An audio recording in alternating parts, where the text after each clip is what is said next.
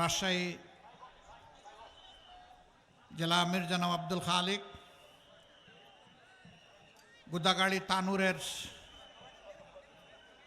সম্মানিত নেতৃবৃন্দ, 11 দলের সম্মানিত নেতৃবৃন্দ, ছাত্র সংগঠনের নেতৃবৃন্দ, বিভিন্ন ধর্ম বর্ণের গুরুত্বপূর্ণ ব্যক্তিবর্গ এবং আজকের জনসভায় উপস্থিত ভাই ও বোনেরা, শৃঙ্খলার দায়িত্বে নিয়োজিত রাষ্ট্রীয় বাহিনীর সম্মানিত সদস্যবৃন্দ, সাংবাদিক বন্ধুগণ, আজকে যেহেতু আরও বেশ কিছু কর্মসূচি আমাদের রয়েছে, সেই কারণে এখানে ডিটেলস বড় কিছু বলা সম্ভব নয়। আর প্রতিদিন আমরা বলে চলছি এবং মিডিয়ার সুবাদে আপনারা সেগুলো জেনেও যাচ্ছেন। আমি শুধু একটা বার্তা দিতে এসেছি যে আগামী 12 তারিখের এই নির্বাচন কোনো সাধারণ নির্বাচন না, এটি জাতির বাক পরিবর্তন এবং জাতিকে সঠিক রাস্তায় উঠানোর নির্বাচন। বহু রক্ত আর জীবনের বিনিময়ে আমরা এই নির্বাচন পেয়েছি। যারা বুক চিতিয়ে লড়াই করে 24 এনে দিয়েছিল আমাদেরকে, তাদের অনেকে দুনিয়া থেকে বিদায় নিয়েছেন। আমি সেই সমস্ত শহীদদেরকে গভীর শ্রদ্ধার সাথে স্মরণ করছি। যারা বুক চিতিয়ে লড়াই করেছেন, আহত হয়েছেন, পঙ্গু হয়েছেন, আমি তাদের প্রতিও গভীর শ্রদ্ধা নিবেদন করছি। সারা বাংলাদেশের মানুষই সেদিন লড়াই করেছে। লড়াই করেছিল বলেই আমরা ফ্যাসিবাদের কবল থেকে মুক্তি পেয়েছি। আমাদের সন্তানেরা রাস্তায় নামে একটাই স্লোগান দিয়েছিল, উই ওয়ান্ট জাস্টিস। আমরা সমাজের সর্বক্ষেত্রে ন্যায় বিচার চাই, আমরা বৈষম্য চাই না। 11টি দল আমরা অঙ্গীকারবদ্ধ হয়েছি 3টা বিষয়ে। নাম্বার 1, আমরা নিজেরা কেউ দুর্নীতি করব না এবং কোনো দুর্নীতিবাজকে প্রশ্রয় দেব না। নাম্বার 2, সকলের জন্য ন্যায় বিচার, একই বিচার নিশ্চিত হবে। এখানে কোনো রাজনৈতিক দল, নেতা, ব্যক্তি কেউ বিচারের উপর হস্তক্ষেপ করতে পারবেন না। নাম্বার 3, যেই আকাঙ্ক্ষাকে বুকে ধারণ করে বাংলাদেশের মানুষের সত্যিকার মুক্তির জন্য জুলাই সংগঠিত হয়েছে, সেই জুলাই সনদ এবং সংস্কারের সমস্ত প্রস্তাব মেনে নিয়ে তা বাস্তবায়নের ওয়াদা করতে হবে। এই 3 শর্তে যারা একত্রিত হয়েছেন, আমরাই 11 দল একত্রিত হয়েছি। এই জন্য দেখবেন যে আমাদের 11 দলের কোনো ক্যান্ডিডেটের মাঝে কোনো ব্যাংক ডাকাত নাই, চাঁদাবাজ নাই, ঋণ খেলাপি নাই, মামলাবাজ নাই, নারীর ইজ্জত হরণকারী নাই, মানুষের অধিকার হরণকারী নাই। আমরা বেছে বেছে গুনে গুনে চেষ্টা করেছি। এরপরে ভুল হলে আল্লাহ যেন আমাদেরকে ক্ষমা করেন। কারণ আমরা এই বার্তাই জাতিকে দিয়েছি, আগামীতে একটা নূতন বাংলাদেশ আমরা গড়তে চাই। বলবেন যে তাইলে কি এই সীমানা বড় হয়ে যাবে নাকি? এখন না, সীমানা ঠিক থাকবে, কিন্তু বাংলাদেশকে বাংলাদেশের মতো করে সাজানো হবে ইনশাআল্লাহ।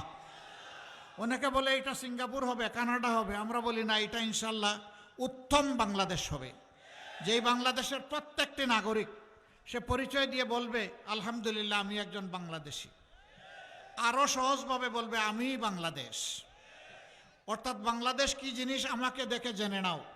আমরা সেই বাংলাদেশটা গড়তে চাচ্ছি, যেই বাংলাদেশে শিশু, বৃদ্ধ, আবাল বনিতা সকলের অধিকার এবং নিরাপত্তা নিশ্চিত হবে। যেই বাংলাদেশে আমার মায়েরা ঘরে, চলাচলে, কর্মস্থলে, সমস্ত জায়গায় তারা নিরাপদ থাকবেন, সমাজ তাদেরকে মর্যাদা দিতে বাধ্য থাকবে, ওই বাংলাদেশটাই আমরা গড়তে চাচ্ছি। শিশু জন্ম নেওয়ার পর তার স্বাস্থ্য পরিচর্যা, এরপরে তার সুশিক্ষা দিয়ে তাকে উত্তম নাগরিক হিসাবে গড়ে তার হাতে কাজ তুলে দিতে হবে, সেই বাংলাদেশটা আমরা দেখতে চাচ্ছি। আমরা এমন কোনো শিক্ষা ব্যবস্থা চাচ্ছি না যেটা বেকার তৈরি করে, বরঞ্চ আমরা সেই শিক্ষা ব্যবস্থা চাই যেই শিক্ষা ব্যবস্থা লড়াকু একজন সৈনিক তৈরি করবে, যে আমার দেশটাকে গড়ে দিবে। আমাদের যুবকেরা কারো কাছে বেকার ভাতা চায় না। আপনারা চান কি? চান কাজ চান, তাই না? আমরা ওয়াদাবদ্ধ, আমরা গ্রামীণ অর্থনীতিকে আমরা পাল্টে দিব ইনশাআল্লাহ। প্রত্যেকটা গ্রামে বসে শিক্ষিত যুবকেরা তারা সেখানে স্বাচ্ছন্দ্য মতো জীবনযাপন করবে আর রাষ্ট্রীয় উন্নয়নে অবদান রাখবে। এরপরে যাদের আরো বেশি প্রয়োজন, আরো বেশি যোগ্যতা আছে, তারা যাবে বড় বড় শহরে যাবে। যাদের আরো বেশি যোগ্যতা আছে তারা দুনিয়ার বহু জায়গায় পৌঁছে যাবে ইনশাআল্লাহ। আমরা বিদেশি প্রবাসী যারা আছেন তাদেরকে আর অদক্ষ মানুষ হিসাবে বিদেশে পাঠাতে চাই না। প্রত্যেকটা হাতে দক্ষতা তুলে দিয়ে দক্ষ লোকবল হিসেবে আমরা বিদেশে তাদেরকে নিয়োগ করতে চাই। এতে রাষ্ট্র এবং পরিবার দুটাই উপকৃত হবে, মর্যাদা এবং সম্মানের সাথে সে বিদেশে থাকতে পারবে। এখন আমাদের ভাইয়েরা মানবেতর জীবনযাপন করে, আমরা ওটাও পাল্টে দিতে চাই। এর চাইতে বড় কথা হচ্ছে এমন বিচার ব্যবস্থা আমরা চাই যেই বিচারে একজন সাধারণ মানুষের কোনো অপরাধ করলে যে শাস্তি হবে বিচারের আওতায় এনে। যদি দেশের প্রধানমন্ত্রী, দেশের প্রেসিডেন্ট একই অপরাধ করেন, বিচার তাকে ছাড় দিয়ে কথা বলবে না, একই শাস্তির আওতায় তাকে আনা হবে, আনতে বাধ্য করা হবে। ন্যায় বিচার যখন সমাজে কায়েম হবে, জনগণ সর্বস্তরে তাদের ন্যায্য পাওনাটা অটোমেটিক্যালি পেয়ে যাবে। আমরা সেই বাংলাদেশটা চাচ্ছি যে বাংলাদেশে আমার মায়ের দিকে, আমার স্ত্রীর দিকে, আমার বোনের দিকে, আমার মেয়ের দিকে কোনো অভদ্র, কোনো দুষ্ট, কোনো বেয়াদব বাঁকা চোখে তাকানোর সাহস করবে না। সেই বাংলাদেশ আমরা চাই। ওই বাংলাদেশ চাই যেই বাংলাদেশে আর ধর্ম, বর্ণ, জাত পাতের ব্যবধানে জাতিকে আর টুকরা টুকরা করতে দেব না। এই বাংলাদেশে ঐক্যবদ্ধ বাংলাদেশ। একজন মুসলমান, হিন্দু, বৌদ্ধ, খ্রিস্টান, তার ধর্মীয় পরিচয় যাই হোক, সে একজন বাংলাদেশী। আমার দেশের সংবিধান প্রত্যেকটি নাগরিককে সমান অধিকার নিশ্চিত করতে বাধ্য। কাউকে ধর্মের কারণে তার অধিকার থেকে বঞ্চিত করা যাবে না। শুধু দেখতে হবে সেই মানুষটা ওই কাজের জন্য উপযুক্ত কিনা, আর দেশের প্রতি তার দায়বদ্ধতা বা দেশপ্রেম আছে কিনা। যদি তার মধ্যে এই দুটি জিনিস থাকে তাহলে কাজ অটোমেটিক্যালি তার হাতে চলে যাবে। সরকারি, আধা সরকারি, বেসরকারি, স্বায়ত্তশাসিত যেখানেই কাজ হোক একই নীতিমালা অনুসরণ করতে হবে ইনশাআল্লাহ।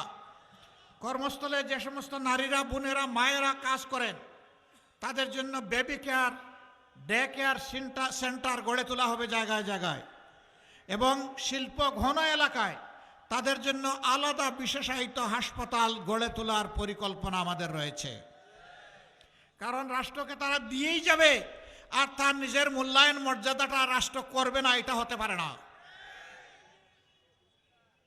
এই রাষ্ট্র শ্রমিকদেরকে আর রাস্তায় নামে দাবি আদায়ের জন্য আইন শৃঙ্খলা বাহিনীর মুখোমুখি করবে না, বরঞ্চ শ্রমিক না চাওয়ার আগেই তার কাছে তার অধিকার পৌঁছায় দিতে হবে। রাসূলুল্লাহ সাল্লাল্লাহু আলাইহি সাল্লাম বলেছেন, ওরা সম্মান করো, ওর গায়ের ঘাম শুকানোর আগে ওর পাওনা যা আছে হিসাব করে দিয়ে দাও। এই নীতিমালার ভিত্তিতে ইনশাল্লাহ দেশ চলবে। আমরা সেই দেশটা গড়তে চাই। আপনারা আছেন? 2টা ভোট। কয়টা ভোট? 12 তারিখ 2টা ভোট। প্রথম ভোট গণভোট। গণভোটে কি দিবেন? কি দিবেন বলেন? হ্যাঁ মানে আজাদি, না মানে গুলামি। আজাদি না গুলামি, আজাদি না গুলামি। ইনশাল্লাহ প্রথম ভোট হ্যাঁ। দ্বিতীয় ভোটটা হচ্ছে একটা দুর্নীতি মুক্ত, চাঁদাবাজ মুক্ত, মামলাবাজ মুক্ত, একটা আধিপত্যবাদ মুক্ত আমরা একটা মানবিক বাংলাদেশ গড়ে তুলতে চাই। এই মানবিক বাংলাদেশ গড়ে তোলার জন্য 11টা দল, 11টা প্রতীক, কিন্তু এক জায়গায় এক প্রতীকে ইনশাল্লাহ আমাদের লড়াই। এই জায়গায় লড়াইটা হচ্ছে দাঁড়িপাল্লার ইনসাফের প্রতীক। মার্কাটা কি?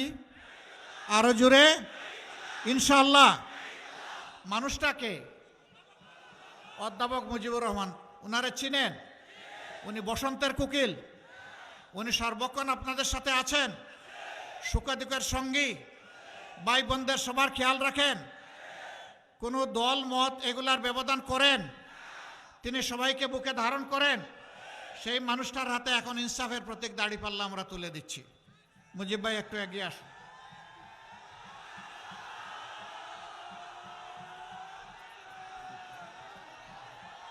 শক্ত করে ধরেন, জাতির দায়িত্ব নিতে হবে।